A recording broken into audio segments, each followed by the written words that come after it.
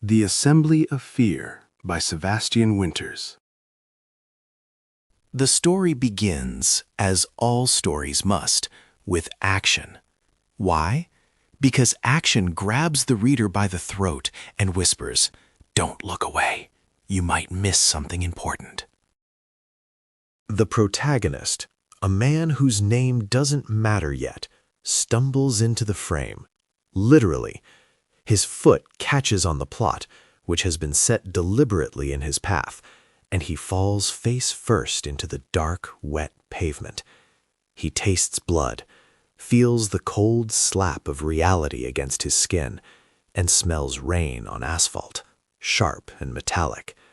These are the details that ground us in his world, the five senses pulling us deeper into the narrative.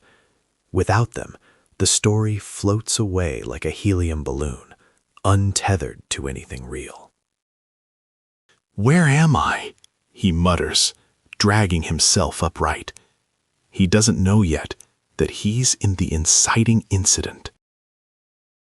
Behind him, footsteps echo, capital F, because these aren't just any footsteps. They belong to the antagonist, though we won't meet them for a few more paragraphs. Suspense is everything. It's the itch you can't scratch, the low hum of unease that builds until the big payoff. If we gave you the antagonist now, you'd shrug and put the story down. We can't have that. So instead, we give you shadows and whispers and the faintest glimmer of dread crawling up the back of your neck as the protagonist stumbles toward the first plot point, a door. Doors are always significant. Why? Because they are choices, opportunities, turning points. They say, "Go through me, and your life will never be the same." Or, "Stay where you are, and the story dies here." The protagonist doesn't hesitate. He can't. Hesitation kills pacing.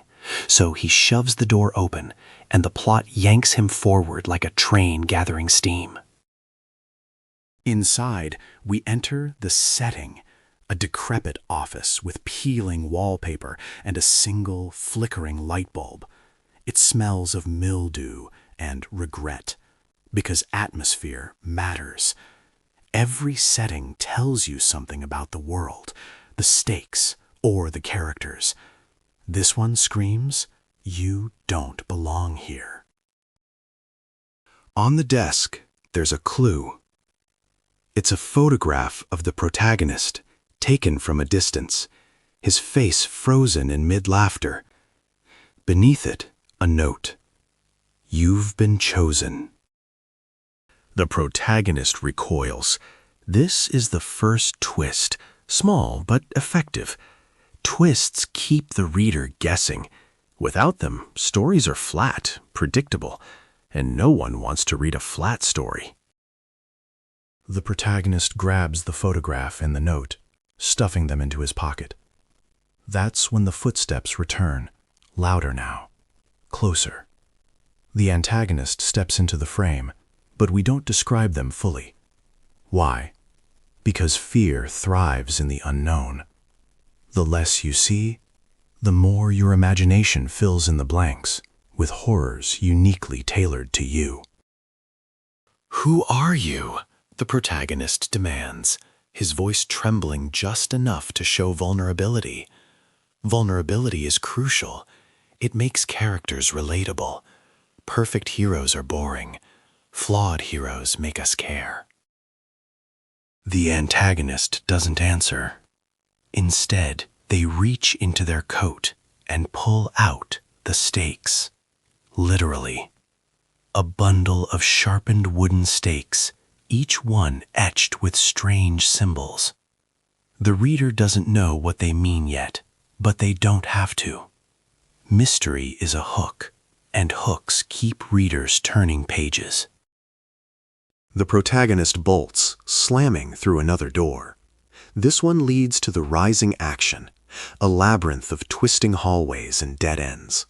The tension ratchets up with every wrong turn, every echoing footstep behind him. This is the roller coaster, climbing higher and higher, building anticipation for the inevitable drop. When the climax arrives, it doesn't knock, it kicks the door down. The protagonist bursts into a final room, a warehouse filled with mirrors, each one reflecting a different version of himself. Young, old, happy, broken. The mirrors force him to confront the truth. He is himself, the antagonist. It's a classic reveal, but it works because it's earned. The clues were there all along. The photograph, the note, the footsteps. They weren't chasing him. They were memories, fragments of his fractured psyche, piecing themselves together. The resolution comes quietly, as it often does in psychological thrillers. The protagonist sinks to his knees, surrounded by reflections of his sins, his regrets, his choices. He whispers, "What have I done?"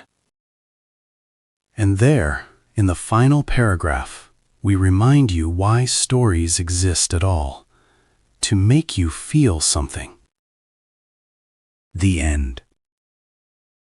Because even endings are beginnings in their own way.